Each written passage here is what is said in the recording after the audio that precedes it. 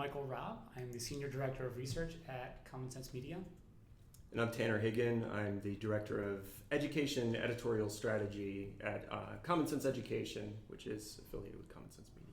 Do you want to give us a brief description of Common Sense Media for what the organization is in case anyone doesn't know? Yeah, so Common Sense is a nonprofit dedicated to helping children thrive in the digital age. We're probably best known for our ratings and reviews that we do for TV, books, apps, things like that. But we also have a very robust educational platform, which we'll talk about in a little bit. Great. So today, our new survey results, we're very proud of them. We'll go through several of the key findings and just kind of discuss what we found. So first of all, we found that teens get their news more frequently from social media sites, so things like Facebook and Twitter, or from YouTube than directly from news organizations themselves. I think that's probably not a surprising finding. Nearly 3 in 10 teens get news from social media every day, 29%. 23% get news from YouTube every day, and just 15% get news reported by news organizations in print or online every day. So Mike, this is kind of a big shift in how people get the news than 10 or 20 years ago. Yeah. What do we think about this data? Yeah, I mean, it's interesting. The news really isn't what it used to be. So it used to be TV, radio, newspapers, and now it's much more, it's broadened to include things like Snapchat stories and Twitter conversations and YouTube personalities and influencers. And the question for us as we talk about it at Common Sense is how do kids receive and understand that information, and how do they apply critical thinking to that information, given that it's coming from so many different sources? Mm-hmm. Tanner, so I started off saying that we're going to talk about media literacy. Can you give us a basic understanding of what media literacy even is in 2019, given all these new sources for news? Sure, yeah, and there's a lot of definitions for media literacy out there. Probably a simple one would be it's a set of habits and skills for critically understanding media and culture, and using both critical thinking but also creative skills to participate effectively in the media landscape. And when I talk about understanding, it's everything from how media is constructed to how it's distributed to the platforms that pay for it, and everything beyond. Okay. And one thing we talked about was that this survey was of teenagers, so 13 to 17-year-olds. So all the data that I'll be throwing out today is coming from that population. But we think that this information is relevant to adults as well, right? Is there any kind of resources for parents that you have, resources for students that you have available? Yeah, certainly. I think these skills are applicable across all age ranges. We have a K through 12 curriculum, but even adults could really benefit from these kinds of resources. There's a lot of research now showing that it may even be older people, 65 plus, that are even more susceptible to falling for things like fake news than younger people who haven't, younger people have grown up in a social media world. Where older people haven't, so they're having to adapt very quickly to something very, very foreign. Okay. So talking about fake news, we did ask whether teens trust the news from the different sources that they're getting. So as I just mentioned, they're getting news more often from social media, as we discovered, but it turns out that they actually trust established news organizations more than the news they're getting when they get it from celebrities and influencers. So the statistic is 70% of teens say that news reported by news organizations generally gets the facts straight. Just 38% say the same about the news that they're getting from celebrities, influencers, or social media personalities. 19% of teens actually say that getting news from social media has made them more confused about current events. So, Mike, is this a problem? Yes. It can be. It's good to know that 7 out of 10 teens generally trust news organizations. That still leaves 3 out of 10 teens who don't think that they generally get the facts straight. To say that 4 out of 10 teens think that the celebrities and influencers and personalities generally get the facts straight. If I was to look at a classroom and say 40% of these kids believe that what they see on YouTube from the celebrities that they follow is a good source of news and that they're getting the facts straight, I think that would concern me, because we don't necessarily know a lot about what kinds of background some of the people who are dispensing news on non-traditional platforms have. Right. They don't necessarily have the same kinds of standards and ethical practices that traditional news organizations have. We don't necessarily know how well they can attribute their information or how objective their sources are. So, I mean, there are a lot of questions to me about even those numbers of kids getting information from a lot of these new news sources. Yeah.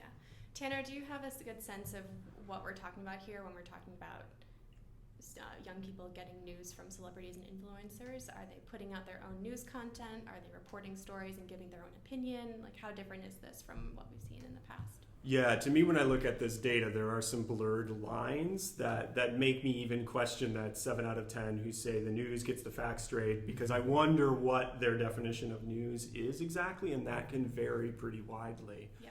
And that can bleed over into celebrities and influencers who may not, like a news organization, have the reader's best interest in mind. They may have a corporate interest in mind. So what we're really interested in with our curriculum is trying to build what's being called a kind of web literacy. So expanding beyond media and news literacy that was developed with a different kind of media landscape in mind, where you could kind of trust the gatekeepers, to the new social media enabled landscape, where students need to understand, and young people in general and everyone needs to understand, that authority has changed. You know, a social post can pop up in a feed that is from an authoritative figure or might not be, and you have to use the tools that are native to the web to understand and unpack that social post in a broader context. So kind of follow the lines of thought from that post and investigate it using the tools of the web, which, you know, both can allow someone to fall prey to something like fake news, but also give them incredible tools to fact check. Yeah. I mentioned to both of you that I saw Cardi B had an Instagram post Yeah. a few weeks ago where she interviewed Bernie Sanders. Yeah. And I could see people watching that and thinking, oh, this is how that might be the first time that they had really heard about his policy positions or anything like that. Yeah. And it's probably better to have a true journalist reporting out that data rather than a celebrity. I mean, I think I didn't see the interview. I don't know what Cardi B asked, but as Tanner was alluding to, if you've had yourself trained to get into the habit of asking the questions about, well, what kinds of questions am I getting from Cardi B, and what questions am I not likely to get from Cardi B, and, you know, say, like, who is this for? Why is she doing this? How would this be different if it was on a traditional news platform? Like, getting into the habit of asking those questions is at least a really good start to processing that. Because I'm not saying that Cardi B can't interview Bernie Sanders. I mean, that's going to be valuable for somebody. But again, there may be a mix of opinion and fact in there that is going to take some disentangling. Okay, fair point. Okay, so in terms of who teens are getting their news from and who they trust, again, teens are about equally likely to say they are primarily informed about current events by news organizations, 31%, as they are by family, friends, or teachers, 33%, and by influencers or celebrities that they follow online, 31%. So it seems like that's a pretty even divide between those three. So Tanner, what you mentioned earlier in terms of people having to, discern where they're getting the news from, and is there an authority figure who's telling them this, or are they finding it themselves? That kind of alludes to that as well. Yeah, this is confirming something we kind of already know, which is that truth is complicated, and people get it from a variety of sources, which can be valid. You know, learning about the news and communicating ideas with friends and family is just as important as getting it from a news source, right? But what we have to do is teach everyone to not just take everything at face value, and to, be curious and critical, and no matter where you're getting your information from, to investigate it. And I think that's just kind of the reality here, and I think that's fine. Okay, so not really a problem. It's good. Not to my hear view. I different don't know what sources. Mike thinks, though. Yeah. I mean, I was a little surprised to see that those things were kind of equally weighted amongst those three options, because I would have thought that friends and family and news organizations might have been a little bit more prevalent. But yes, so I mean, back to Tanner's points that he's been making over and over again. This is complicated. It's what you get from people online isn't necessarily bad if you can apply the set of tools to understanding what they're communicating and getting out of it what is going to be valuable without getting, I don't want to say getting down a rabbit hole of bad information or misinformation. Right. So again, kind of along these lines, the last data point we wanted to bring up today was our data on YouTube, which we asked a series of questions on YouTube specifically.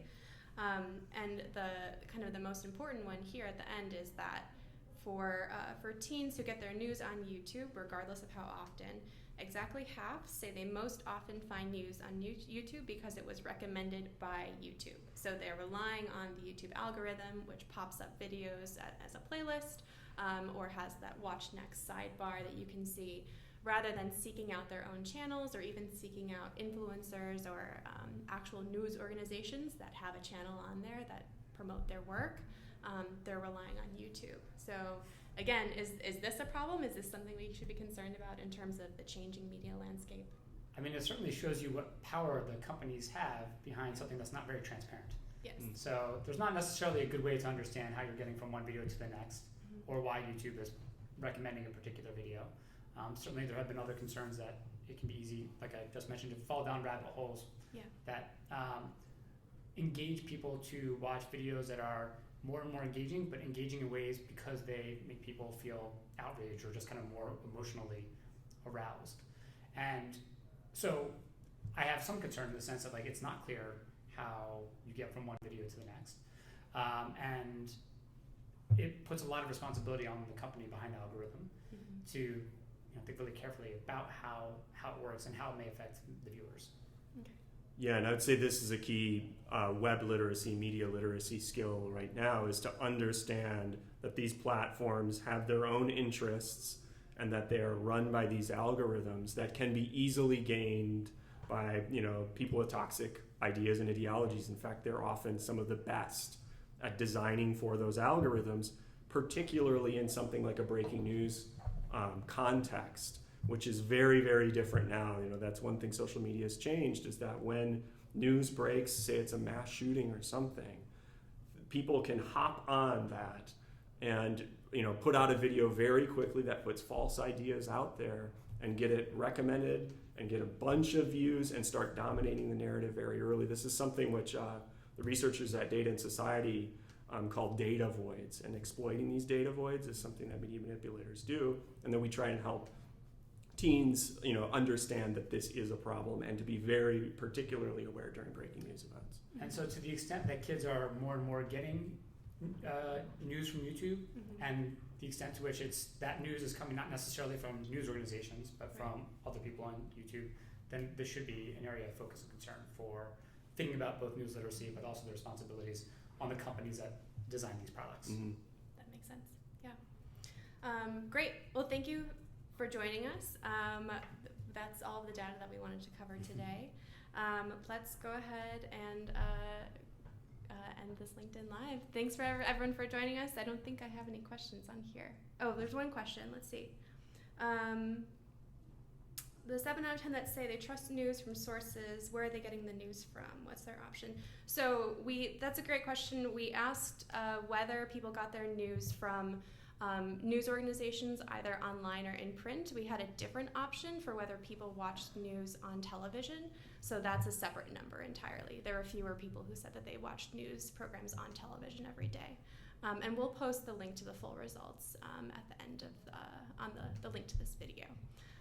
So thanks for the question. If there's any more, we'd love to take them.